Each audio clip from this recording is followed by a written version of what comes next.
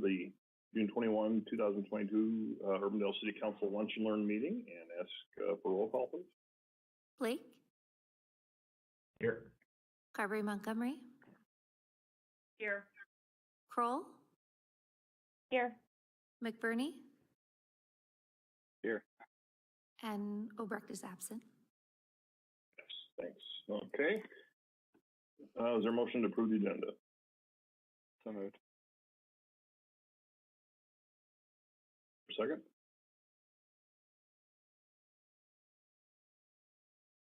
Anybody want a second?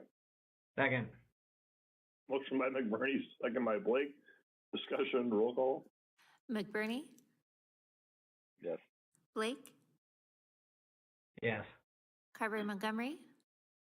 Yes. Kroll? Yes. Thank you. All right, thank you. So we'll move on to item 3.1, is that's to discuss urban livestock and chickens. AJ, you want to start us off? Thank you, Mr. Mayor, members of council. On the agenda today, as the mayor mentioned, is the beginning of discussions of what we termed as urban livestock chickens. Just a brief history. A previous city council had reviewed a request from a resident for the ability to have, as we have designated, urban chickens. The council at that time decided that they weren't in a position or didn't want to pursue that issue, and so that lay dormant for a while. I know that with several of you, we've had discussions on again, off again about the desire to have this discussion concerning urban livestock, particularly with chickens, that individuals within the community, within the parameters, whatever are established by council, that they can raise chickens on their property. Having pursued that a little bit more, I know that our staff had looked at things previously with urban livestock in general and more specifically chickens. I had sent to all of you a narrative put together by Steve Franklin, our Director of Community Development, concerning this issue and some of the research they had done on the issue in general and the comparatives that we have with other metro-based communities. And he'll be reviewing that with you. After that presentation, obviously, we'll stand to questions and having your discussion amongst yourself.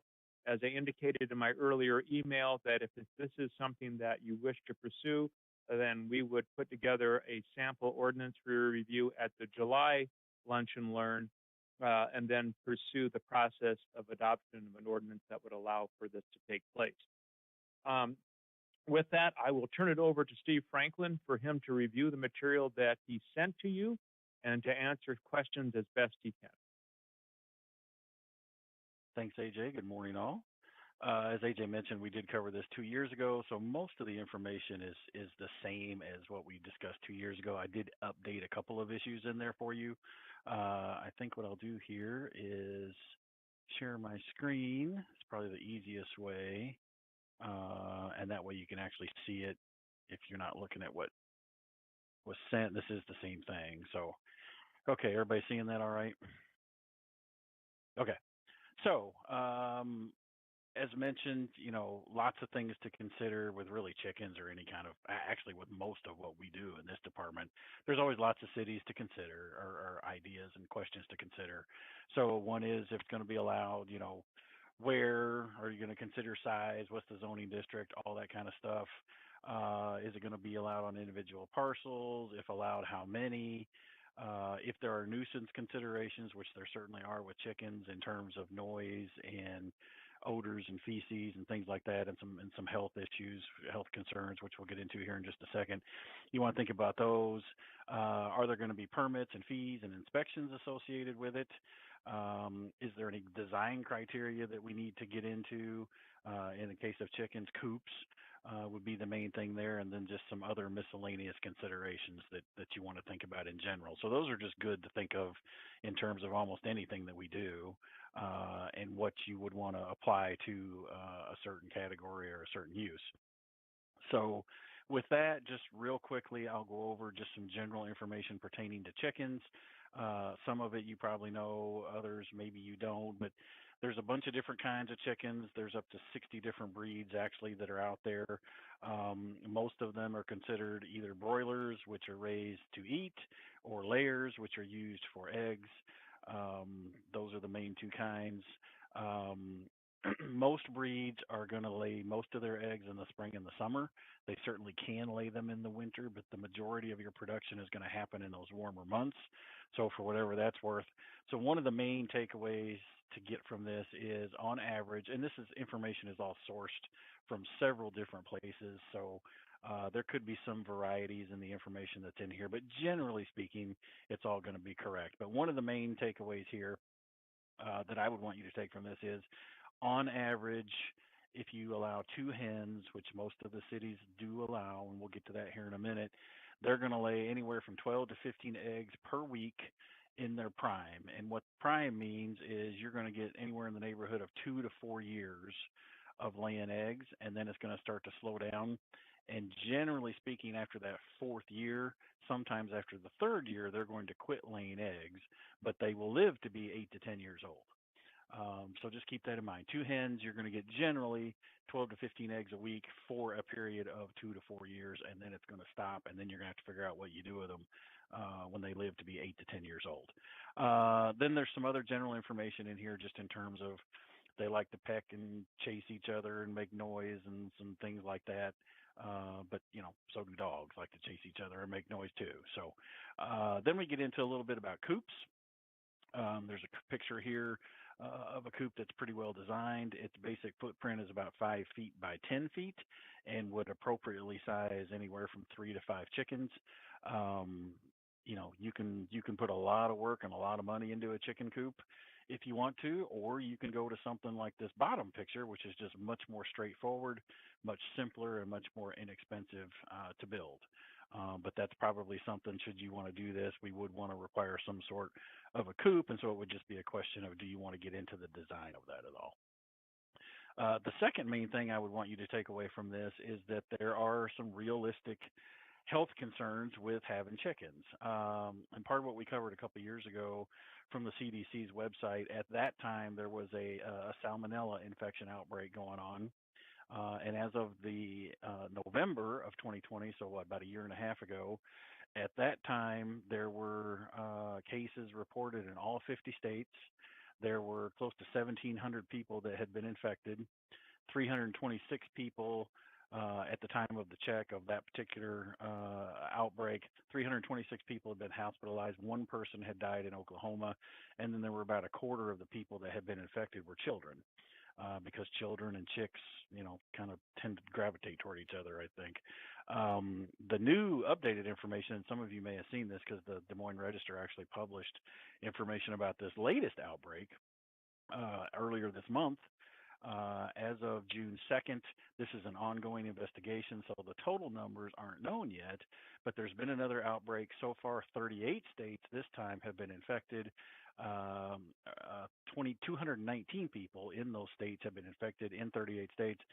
27 people have been hospitalized, and there's been 1 death reported in Tennessee so far with this. And again, about a quarter of the people so far infected are those children that are 5 or younger. So you definitely can get sick. Salmonella is a very real issue that we need to deal with. And in fact, the city of Wilton, Iowa, a few years back, they were considering allowing chickens, and they have a hatchery there in town, and the hatchery was very opposed to allowing it because the poultry industry believes that domestic backyard poultry greatly increases the risk of bird flu. And because there are so many chickens, and because Iowa does supply so many eggs, bird flu, as I'm sure you've heard in the news the last few years, is a very, very sensitive issue. So hatcheries definitely do not like this backyard chicken situation because they think that's a real threat to what they do. So, and then this other information here on page 6 is really straight from the CDC, just some commonsensical things that if you're going to have chickens, things you really need to do to make sure that people don't get ill. So, washing your hands, using common sense safety practices, supervise your kids when they're around them, because again, a quarter of the cases in these salmonella outbreaks are the young children, which is kind of scary. And then just handling the eggs safely. And there's a lot of good points that are made there. So I found an article here online, the top 4 reasons against having chickens, and this is from someone who actually has chickens. So she is speaking from experience and what it takes to actually have them. But 4 main points that she makes in terms of why you would really want to consider this, and this is what we would hope that citizens would do. But one is just the cost. Depending on when you get the chicks, they really can't start laying eggs until they get to be about 6 or 7 months old. So you got to feed them and take care of them during that time. Obviously, during their life, you need to feed them and provide shelter, and then the shelter including the cost of that coop. So there certainly are some costs that go with it, as there is really with any kind of a pet situation. Noise is a realistic issue, and the thing to note here from this particular paragraph, and again, this is someone that has chickens, is that you don't want to allow roosters because roosters obviously make a lot of noise. But as she notes in this particular paragraph, that the hens themselves can definitely make loud noises that can even resemble a rooster at some times. They do make noise every time that they lay an egg. And then if they're chasing each other around and pecking at each other, they also make noise too. So there is a noise factor to come into play with having them. The third issue from her is poop. And her point is, you wouldn't think that chickens would have that much waste, but they really do provide a lot of waste. And so that's something that you have to clean up on, you have to be aware of, you have to be careful with, because that does contribute to the whole salmonella deal. And then the fourth issue that she brings up is really just the lifespan. You're putting out all of that cost for hens that are going to lay eggs from anywhere from 2 to 4 years. She says 2 to 3. Other information I found says it can go up to 4 years. But you're going to have to spend that money to have them and really only get the eggs out of them, particularly if that's your goal, for 2 to 4 years, and then they do live for another 6 to 8 years, sometimes 10 years on top of that. And then what do you do when you're not getting the eggs out of them anymore? You can rehome them. There's different things that you can do, but that's just part of the reality of having them. So as far as what other cities allow, we did update this information. So this is all as of 2 or 3 weeks ago. And excuse me, really the only 2 cities that really allow them on pretty much any residential area other than Des Moines, and Des Moines is just kind of a different animal, but are going to be Windsor Heights and Waukee. Ankeny, you can see here, basically they have to be on a farm in agricultural areas. Same thing with Clive, you got to have at least 4 acres. Same thing with Grimes, you got to have at least 10 acres. So from a practical standpoint, only on farms. In Johnston, you can have 2, but you got to have half an acre, have to be parcels that are 20,000 square feet or larger. West Des Moines, you can have 2, but it has to be by a conditional use permit, and you have to live on a parcel that's 40,000 square feet, so almost an acre in West Des Moines. Windsor Heights, as I mentioned, one of the 2 cities where they are allowed. You can pretty much have them in any residential area. Up to 2 are allowed. And then Waukee is kind of the outlier a little bit here. They passed an ordinance back in 2019 for residentially zoned properties, and you can have up to 6 for non-commercial uses on residential properties. And they're the only one that allows more than 2. So kind of interesting that they went with 6. So in a nutshell, those are the main points that I would bring to you, and kind of a summary of what other cities are doing at this point. And so now it's just a matter of where would you like to go from here. Be happy to answer any questions if I can and see what you think. Steve, can you roll that back to Des Moines? Yeah. In terms of what they allow? Yeah. Yep. Yeah, it's right here. They've got a kind of a weird tweak in their code, but basically you can have 2 on an acreage, and 1 additional can be kept as you start getting bigger. And there's a couple others that are with that too. So you can have 25 per acre? Yep. Okay. And We have chickens all around. yeah. My agency and our friends have chickens in Des Moines. Our neighbors here in Urbandale had chickens until it was outlawed. We never heard them. I'll be quite honest. They kind of did their own thing. They weren't in a coop. They have a large backyard. The biggest disturbance it was the kids trying to peer over the fence on the way to and from school. And no one really ever knew they were there. So yeah, We we get probably, for whatever it's worth, we may get 1 or 2 requests a year or calls asking if they can have chickens. Don't get that many. What's interesting is on the rare occasions, and this is probably not more than once a year, maybe twice at the most, where people do have chickens and currently not allowed. It seems like all the neighbors turn them in, which is kind of an interesting dynamic. So Well, I think there's probably more than you realize. yeah, oh yeah, yeah. So, yeah.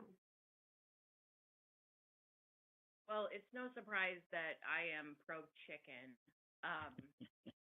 I come down somewhere between the Waukee ordinance, I guess, and the Windsor Heights. Was it Windsor Heights just allows 2? Correct. Waukee allows 6. I mean, I really like the requirement of taking a course prior to getting a permit. I just feel this fits very well in with our commitment to fighting climate change at the very localist level, allowing people to have a place to grow their own food, and to utilize the chickens. Will eat a lot of stuff that would end up in the landfill. So I think this is a very local example for us. So I would like to Did you say example? yeah. Thanks, Dad. So this is something that I feel pretty strongly about moving forward with. But I'd like to hear what everyone else has to say, and I guess I'm open to, what sort of restrictions we would want to put on it if we did move forward with it. Bridget brings up a good point. I should probably mention that Waukee ordinance does require, as she mentioned, completion of a course. And I think they have a list of the different courses. I didn't dig that deep yet at this point, but you do have to complete a course that you then have to provide proof of completion of that course to get a permit. They do also require a permit and a fee to go with it as well. So, Steve, did you talk to any staff at Waukee about how it's been handled since they implemented it or not? yeah, they really haven't. Let me look at my notes here. They have 12 that are currently registered with the required permits, and there's probably others that have them that they don't know about. But people that are following the process, they have 12, and my notes say that there are minimal issues. So the 12 is actually 2 more? Yeah, 12 now, which is 2 more than in previous years, and don't really receive any complaints about it. I think the folks that are going to be interested in doing this are going to want to do it right. And I think that works to our advantage as well. I do think they're going to be amenable to taking a course, making sure they have a coop that is going to be effective. We are like the state as a whole is the largest, I believe, keeper of chickens.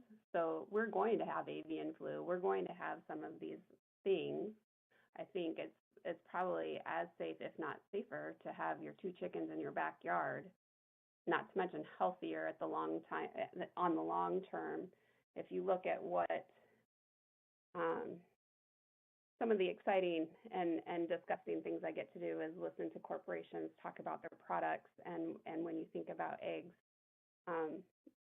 there's a reason that the yolks are yellow, but they're not as yellow as they should be, and I'll get into that at some point in time. In a different scenario, but it's just healthier all the way around. So I'm open to people keeping their own chickens. They do it right. Well, I'll chime in as, I'm the one that pressed to get this on the agenda, so obviously I'm very pro chicken. But nonetheless, I think there is something, I think it's reasonable that we would put, the level of restrictions that Waukee does, that there's specific requirements, you have to permit, you have to have, training. And when it comes to the number, I think 6 is a little much for me. Me personally, as dipping our toe into this for the first time, I would be more in line with the 2 to 3 range, me personally. Could be talked up higher, maybe, but that's where I think I would start, is just kind of aligning with that. You've been definitely squawking about this for a long time, Matt. So. I know. I've run afoul of many things when it comes to trying to keep this going. But I'll keep clucking along as long as we can. You knew the bad jokes were going to come out at some point, so. Yeah. I haven't laid an egg yet on this, so I'm ready till I cross the line. But Just don't fly the coop. I thought you were gonna say cross the road. I am fully in support of going along the lines of Waukee's ordinance. The restriction of R1 10,000 square foot, I think it excludes some neighborhoods in Urbandale, so I don't know if we need to revisit if 10,000 square foot is the appropriate size lot. But I do think we definitely need to have some sort of course that folks go through. We need to ensure that we have some sort of permitting put in place. We may even need to ensure that we have proper enclosures. I mean, Steve, you're kind of alluding to it at the beginning there, just to ensure it doesn't. I mean, I don't know if I necessarily believe that somebody has to have a coop like what we saw with the first one, but just to ensure that they have some sort of enclosure and we don't have chickens going all over the neighborhood, because I've been in a neighborhood where that's occurred, and it's fun watching everybody chase down the chickens. But yeah, I think just overall too, permitting for sure, classes as part of the permitting process for sure as well, and then just looking at our square footage to see if we feel like that's the appropriate square footage. Yeah, and really with us, the square footage, we have R1S, R1I, and R1L, the 70, 80, and 90 foot minimum widths. The smallest lot is like 8750, but you wouldn't, I think that's just really a function of their zoning more than anything else. So really, I think the language that they use, I think it says, I'm not seeing, I thought I had it right here. It pretty much says any parcel that has single family homes, 1 or 2 homes, is single family homes and duplexes. So, and they do not articulate any architecture. They just say that, particularly overnight, that they do need to be housed in a chicken coop. So they didn't get into architecture or anything, just has to be some sort of an enclosure. My chief concern, I don't have a strong feeling either way. I was very strongly in favor of these. I'm glad we got that done a couple of years ago. I do see this as a different issue, but I don't strongly disagree with it. But, if we are going to do this, I want to make sure we do it right. I am concerned about what burdens this will place on staff already, because, we already have some concerns about that. We're hiring somebody in the zoning enforcement already this year, and this will add, I don't know how much time it's going to add. That's why I asked Steve how many they had in Waukee. It's maybe not a big deal. If it's not a huge time demand for Steve's department, then fine, but it is going to be adding in another responsibility to that, so just be cognizant of that. The more you do this, the more you manage it, the more time it's going to take for staff. So. Yeah. And honestly, we will make it work. That's not a problem. And if Waukee only has 12, I don't think we're gonna have that many. If I could chime in real quick, Rob, can you guys hear me, or is it getting feedback? Yep, go ahead, Chief. Yep. You're talking about staff time, you got to consider it's going to be police department time. And yeah, Steve's group will follow up on it after the complaints, but the complaints if there's a noise complaint, that's coming to us. If there's any of those complaints, they always come to us, almost always come to us first. And we will need to make sure that we determine who's gonna be responsible for answering those complaints? Because I don't think animal control that we just picked up from Polk County, I don't know if that's part of our, I'd have to dig through that 28E again, whether or not they're gonna be responsible for answering those calls, or if it's gonna fall to our officers. My speculation is it's gonna fall to our officers most of the time. Just another consideration. Cool, thanks, Chief.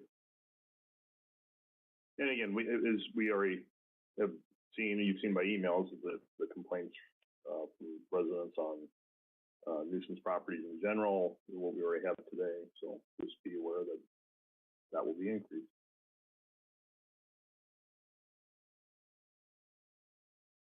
I like the idea of limiting it. I think, we can look at what size of lot makes the most sense. Completion of a course, and some sort of coop is what I'm hearing.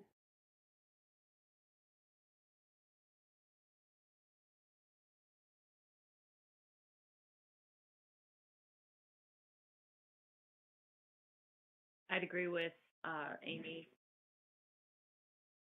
that the course requirement and a coop be required. Any particular number that you want to focus on? I know you've ranged from 2 to 6 in your discussions here. I think we're all pretty set on 2, from what I heard. Just fine by me.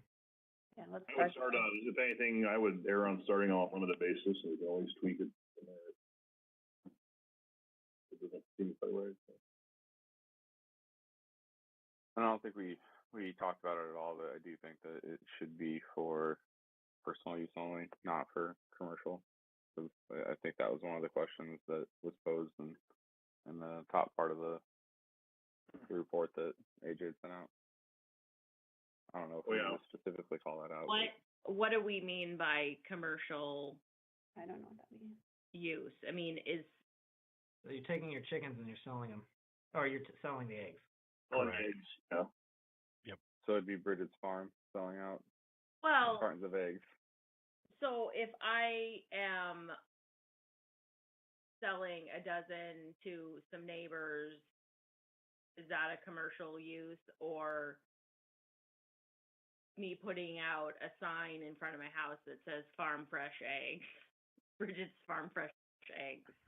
I mean, you That- have 2 hens. You're not gonna have enough for commercial anything.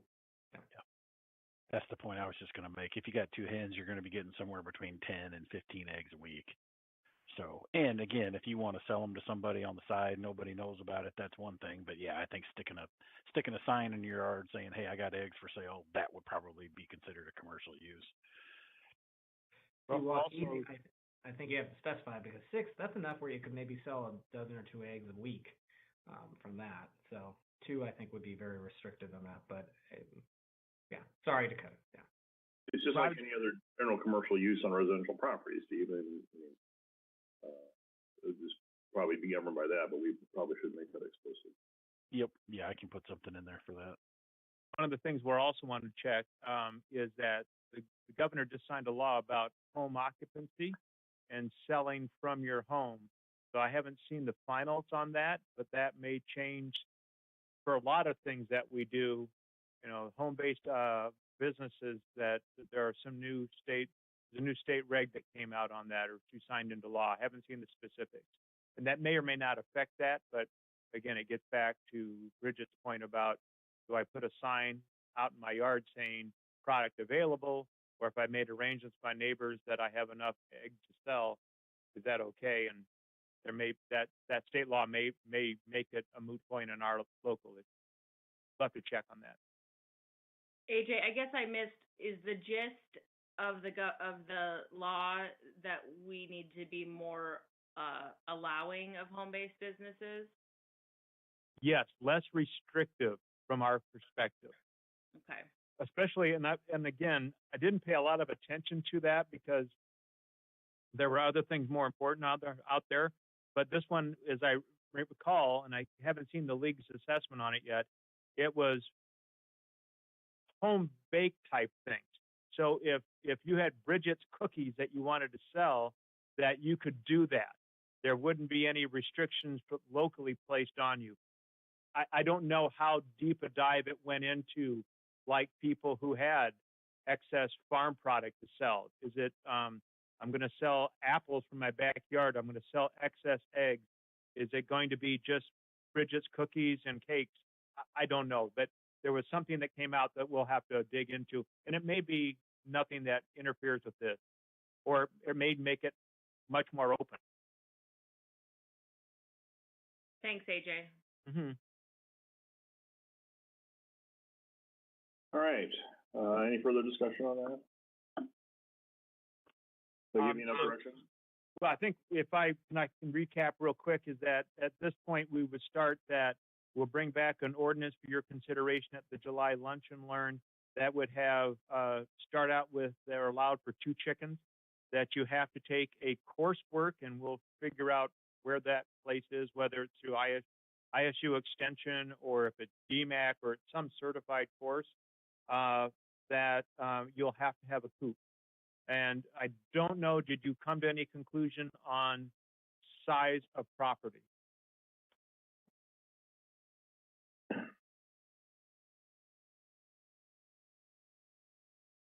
Well, I think to Steve's point, so long as we're doing the following along the lines of what R1 SI and I can't remember what the third one was, so long as we're inclusive of the different residential properties, so we don't put ourselves in a situation where we're unnecessarily excluding somebody because they don't technically fit the box. Okay. So less restrictive when it comes to lot size than more restrictive. Is that correct? I think so, but again, they would have to meet the other requirements of the chicken coop and an enclosure and some of the other parts. So, I mean, if they don't have a lot that can fit all that, then also hens, only hens. I think that was implied, but I just wanted to verify. That was the only thing I was going to add, is that roosters are not allowed in any of these other codes for obvious reasons. But and there will be a permitting process that I think Amy mentioned earlier. There may be more chickens than we're aware of out there. That for this you have.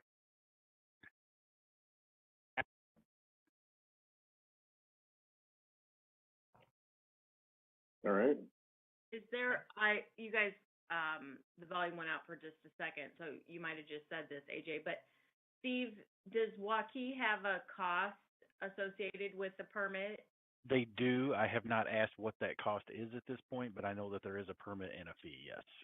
Okay. I guess, in the absence of that particular information, I guess I'd be willing to just have you, use whatever they have, as you present a draft to us. Yeah, we can certainly propose something, and then we can, we can correlate that back to, like, say, a fence or something that's a similar, that would take a similar amount of inspection and time for staff, and come up with, I mean, I'm assuming it's going to be a fairly minimal fee, something in the neighborhood of $20 to $30. But again, I didn't ask. But I can certainly start there, and then you all can see what you think about that amount. Yes. Yes. Thank you. I think that gives me enough, AJ, to put something together here for July. All right, we will proceed, Mr. Mayor, members of council. Thank All you right. for your input. All right. Thank you thanks. all. All right, then moving on to item 3.2, and that's the Hickman interchange and associated improvements. Yes, Mr. Mayor, members of council, thank you. Previously, I had sent some material out that has been accumulated through our ongoing discussions with the city of Clive and our consultant concerning development opportunities and amenity opportunities on either side of the planned improvements at the interchange of Hickman Road and I-35.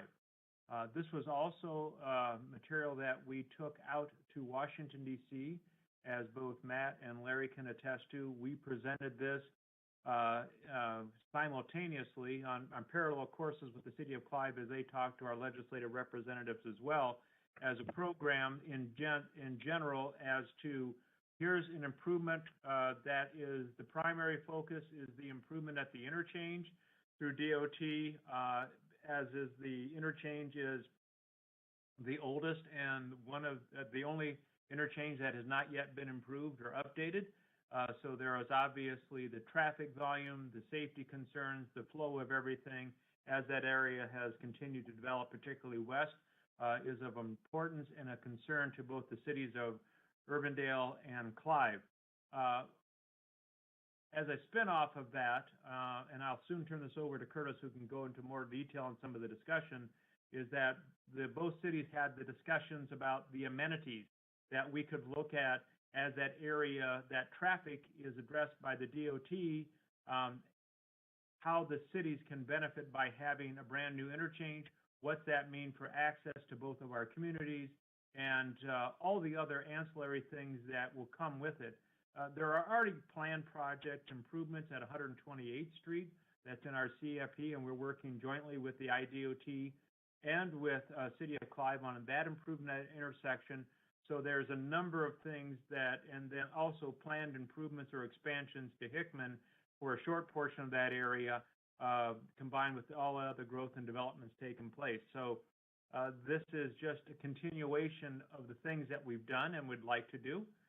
But I did send that out to you previously, asked you to take another look at that again, because this is a plan that is looking toward moving toward finalization, that we will have a presentation by the consultant once that has all been finalized, but your input and discussion is important to that.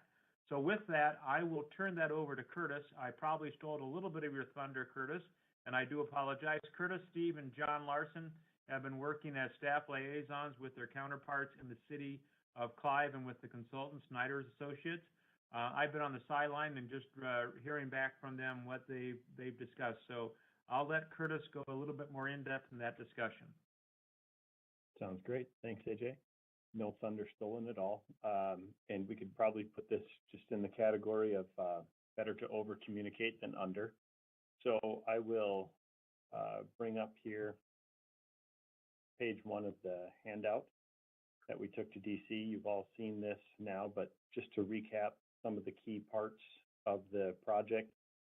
We just saw the confirmation from Iowa Department of Transportation that this project is in their 5-year plan.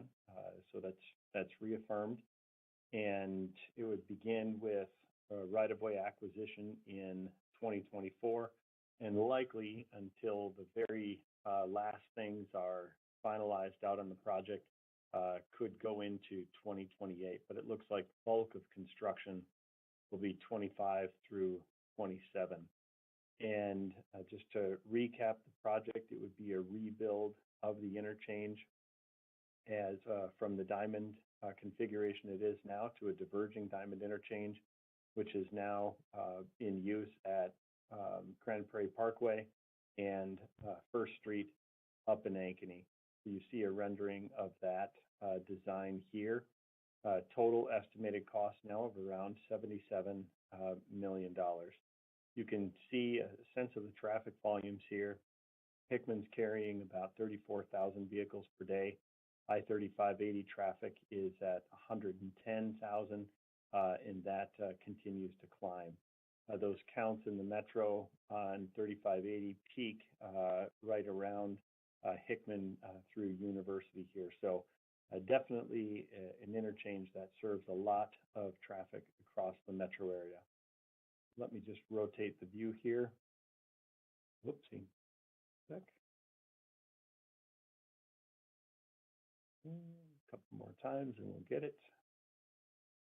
You're tilting heads on the screen, Cruz. I know, I'm sorry.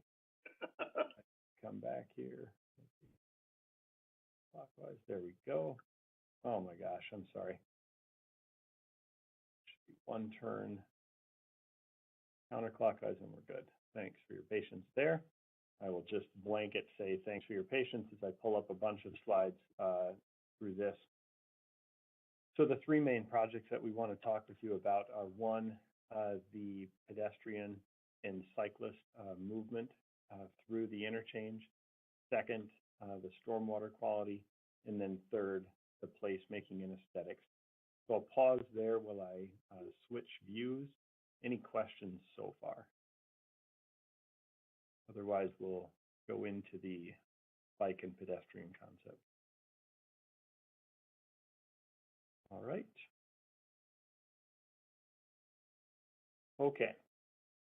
Now you're getting a closer look at the bike and pedestrian path.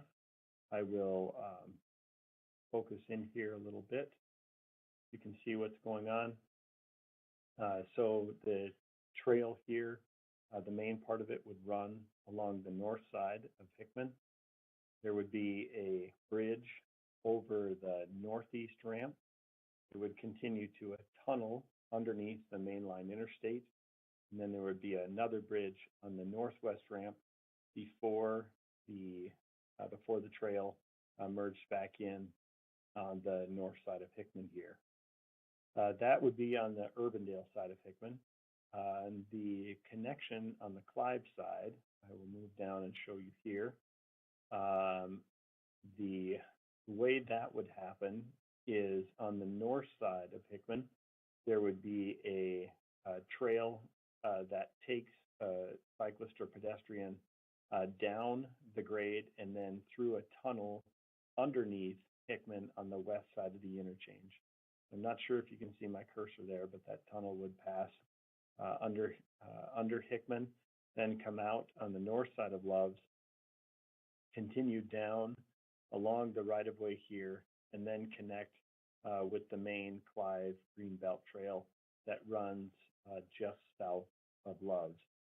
And at this point, too, I'd also like to acknowledge Jan Herkey and Scott Hawk have also been a part of this conversation, because there's really a number of disciplines that come into this project. So the cost before the Clive Greenbelt and Underpass was estimated at around $2.4 million. With the Greenbelt connection, it'll be 1.6.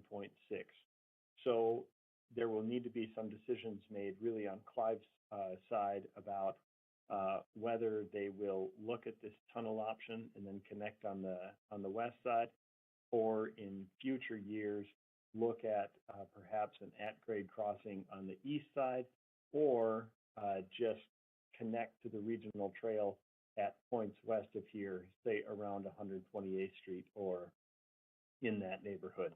So some decisions to be made there on Clive's side. Now, John Larson and I anticipated that there could be a question about where does this trail go? Because an astute observer would see that there is no trail or sidewalk infrastructure really through this section until you get to 100th Street. There's a segment in front of CarMax, but that's about it. So in future years, the council would need to plan in the CIP for a trail connection that runs from 111th Street, which is that the entrance to Living History and Machine Shed and the Starbucks and Clive on the south, to connect into the trail that's at 100th Street. So that would be a future necessity there. So that's section one on the pedestrian and cyclist movement. I will say that so far, until we've had the opportunity to be in a work session setting like this, staff has been operating with what we are understanding is council goals as defined both through the strategic plan as far as trail connections and the complete streets. So that's kind of the overarching comfort zone we're in terms of working with Clive and Snyder in the DOT on this. Any questions on this portion? Yeah, so is there a reason why we need to go up and over the interstate? I mean, I'm very familiar with the Clive side of this trail and where it connects, I think right by their city hall and or their library, which is just down the road. You know, it's just south of Living History Farms. So would there be a reason to not just push people to go that direction? I mean, I recognize we want complete streets and whatnot, but I would think that would be just a better solution all the way around.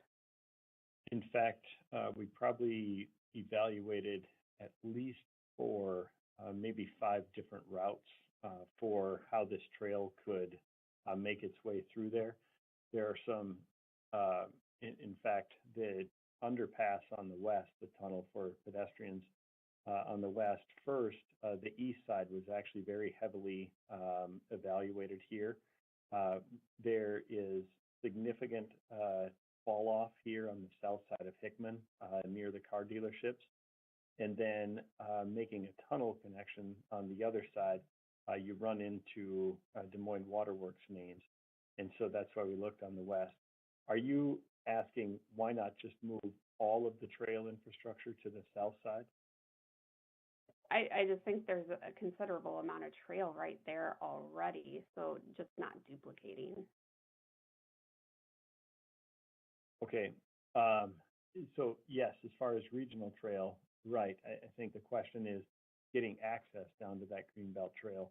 There is also the acknowledgement that we know that people are going to want to make east-west connections through here. We know that pedestrians make their way out here, invited or not, into the interchange. So providing a safe route for pedestrians is seen as something important. John Larson, I'm sure I'm missing an engineering justification for this, so throw me a lifeline. Yep, if you allow me to chime in here. The other part is previously we had an agreement with the DOT. So when Curtis gave kind of the cost for the trail on the north side, that's above and beyond putting in a trail that the DOT had to do as a basic requirement. The difference is their trail would go through the center island, and it was just our opinion. Not sure how comfortable people would be with crossing all these different ramps at grade, going through the middle island there, and then crossing another ramp at grade. You know, thinking if we're going to have pedestrian movements, we want people to be comfortable going through the interchange. That's where we started looking at the overpass over the ramps, of course, then under the interstate and then back over, thinking that's the most comfortable, easiest way to get the people through the interchange. So again, it started with, you know, the DOT as a minimum and kind of maybe somewhat of the standard is you send them right through that middle island under the interstate. And we just had some reservations on how comfortable people would be using that. Because again, and then crossing these ramps where there's a significant amount of travel or traffic just could be difficult for a lot of people, and they would just avoid this area. So again, Yeah, no, trying that to makes get something to accommodate them. Yeah, that makes a lot more sense. You certainly, I would not feel comfortable going through that at grade. Absolutely. Absolutely. Any other questions there? Thank you, John. Yeah, thank you. Okay, that is one of three. Let's take a look at, then we'll move to the next section, which is the stormwater quality.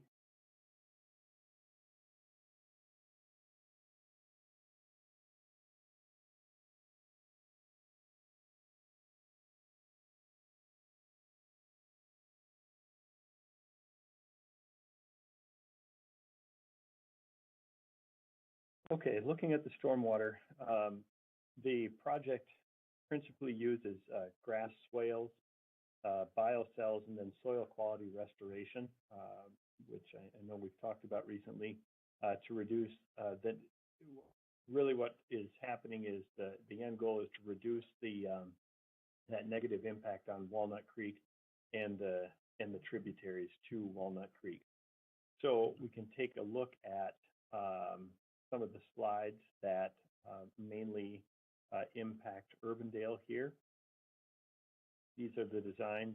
So you'll see here are the biocels. So there will, the yellow, open space in yellow would be the new alignment. So utilizing those interior islands of the lanes for biocels that will hold and treat and infiltrate the water. You see those again on the east side here. And then throughout the construction limits of the project, you will see grass swale, for example, is the light green down here at the southwest quadrant, along with the biocels. This is at 111th Street with Machine Shed there on the north.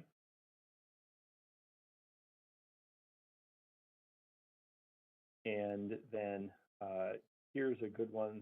This is at 111th Street on the south side. This would show large strips of soil quality restoration. So really trying to increase the capacity of the soil to receive and infiltrate the water. And one other item that we want to show you is, so throughout this project, and I'll pause here for a second. So this would show a large view of Love's on the west and Clive City Hall and the car dealerships. I guess you don't quite get to City Hall, but the car dealerships on the east. So in a construction limits this massive, utilizing the grass swales and different infiltration like the biocells in these large baskets, the drop structures. Even with that, it can be hard to make a large impact on the stormwater. So one of the proposals that DOT looked at was catching the water before it makes its way down to the Hickman interchange and utilizing larger offsite basins that are uphill, potentially in either direction from the interchange, which starts to get to be the low point, of course, because Walnut Creek flows just south of the interchange. So one of the concepts that the DOT proposed and was looking at was a large basin up in the southeast quadrant of the Douglas interchange. And again, we're early stage here, just one of the concepts that they're looking at. Certainly, we would need to evaluate the impact for Urbandale in terms of aesthetics as well as maintenance of an area like that. So the estimated cost of this project work is $1.7 million now. And I think with that, are there any questions?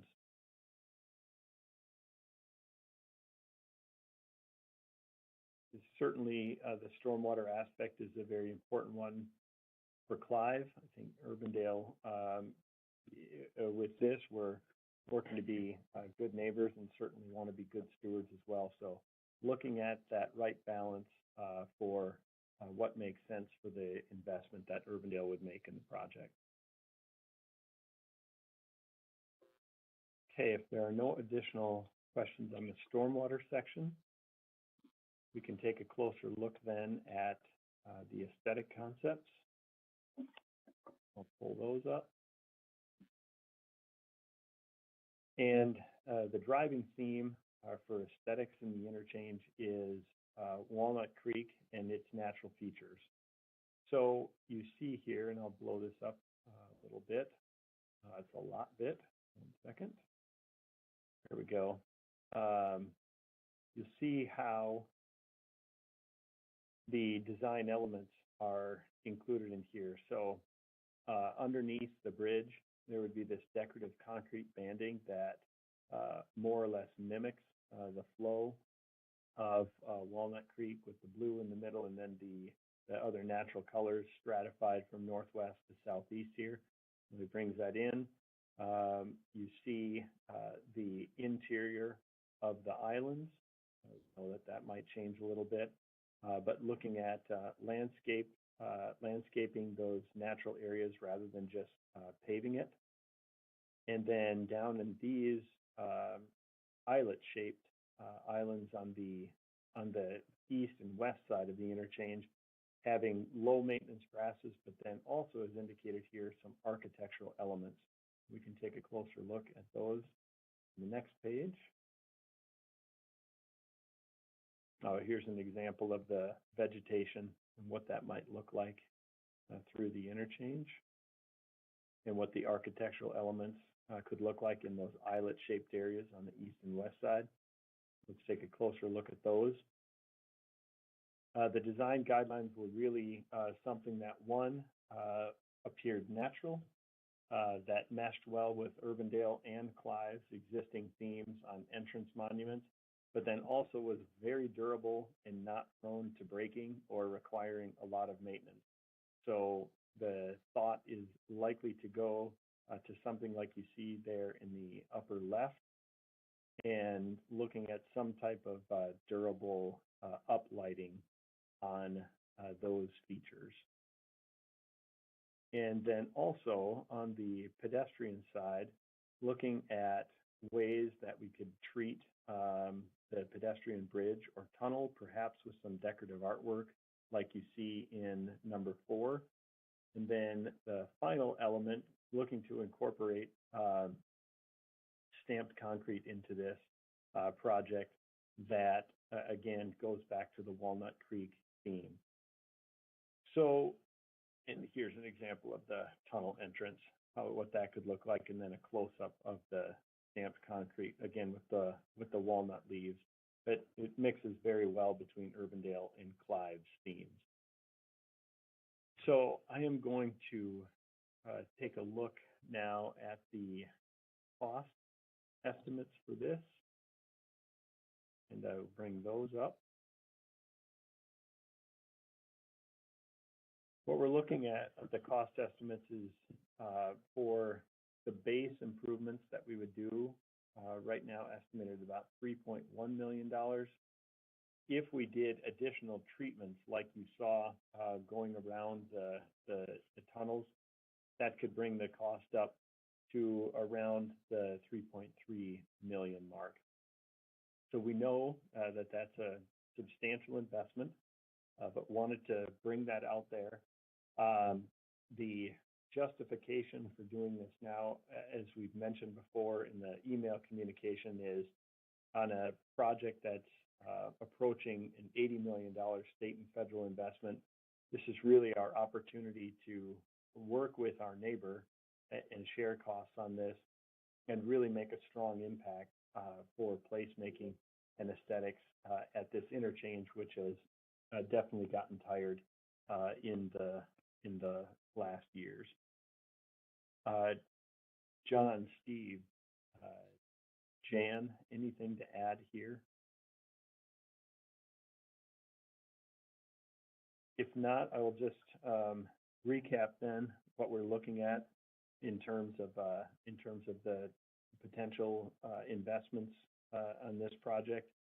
On the pedestrian cyclist movement, estimated at 2.4 million. Clive's Greenbelt connection would bring it to 4. On the stormwater, looking at about 1.7 million.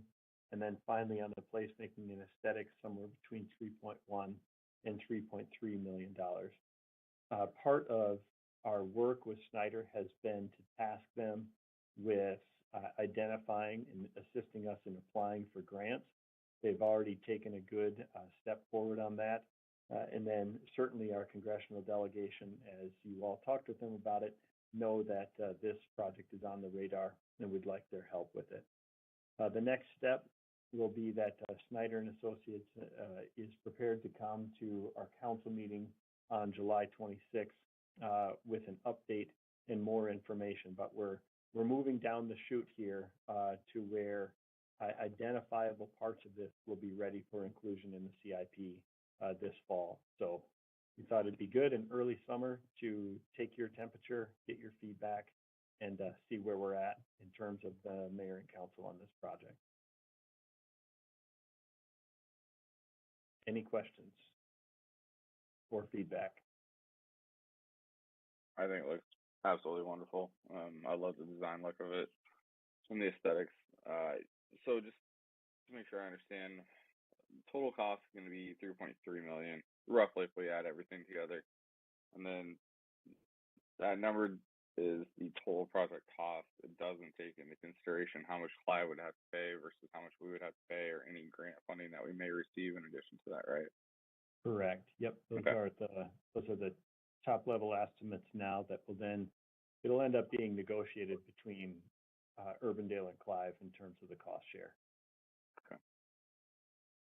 Again, I had a conversation though with Mayor Edwards and Matt McClellan from Clive, and I think, as a city, Clive is very much in on this project as well, very supportive of it. And so I think this is another example of how we can partner with Clive and do this, and also leverage some other sources of funds for this as well.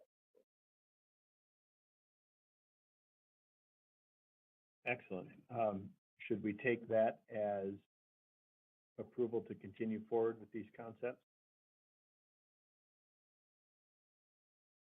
Yeah, my approval. You'll have another update at the end of July, and then real decisions start to be made in the fall at the CIP when we start to include these items.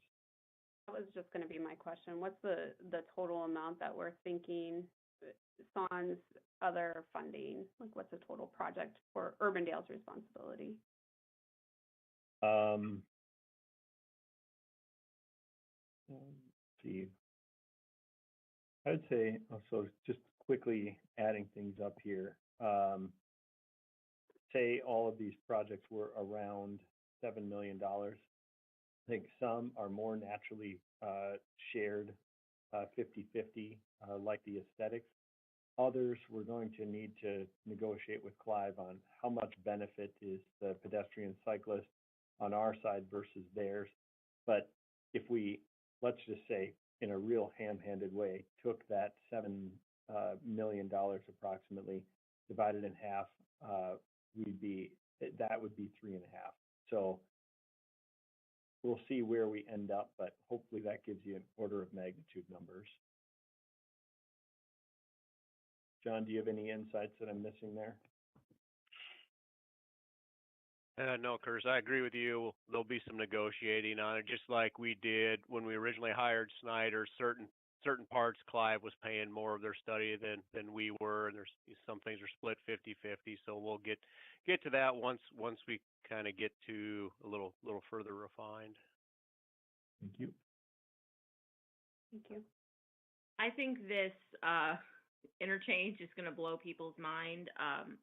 Not only is it going to look good, but no one's going to know how to drive it. So, mind blowing on a couple levels. Yeah. It'll make an impression, that's for sure. Yes, it will be impressionable and uniquely Urbandale. Perfect. I'll say from my end, I'm supportive of all the elements. It would be a fool there for us to not invest when they're already redoing everything. So we might as well do it right when the opportunity arises. If we try to do this in the back end, it would cost us significantly more. And I'm willing, when the time comes, if we needed to push things back on the CIP, to prioritize this. So there's a full-throated support that I am for this and would like to make sure this gets done. I'm in support as well. But Matt, you said it well. I think this is really a legacy project that we need to do right the first time. So it's tough to piecemeal it, and we just need to do it right. And I think we have the commitment from Clive to do that as well. And again, we can leverage additional funds to do that. So. All right. Anything, sir? Thank you. Curtis, can you send out what you just showed us so we can see that? Yep, I'll bundle that up there and send it along. Perfect, thank you. Certainly. All right. Anything else before we go to the order before we go into closed session? Okay, if not, then I'll ask for a motion in a second to go into closed session. So moved. Second. Motion by Carberry Montgomery, second by Blake. Discussion, roll call. Carberry Montgomery, Yes. Blake, Yes. Kroll, Yes. McBurney. Yes. All right. Thank you. And it will if you'll give me just a moment here, I'll get the breakout room ready to go.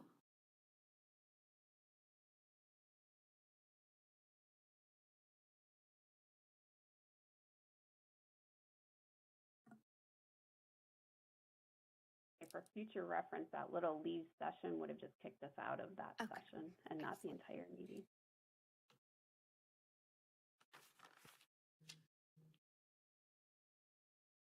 I think everyone is back. All right. So was there a motion to adjourn? So moved. Second. Second. We have a vote of acclamation. Any opposed? All right, we are adjourned, everyone. Thank you. Have a good day. Bye, Thank everyone. you.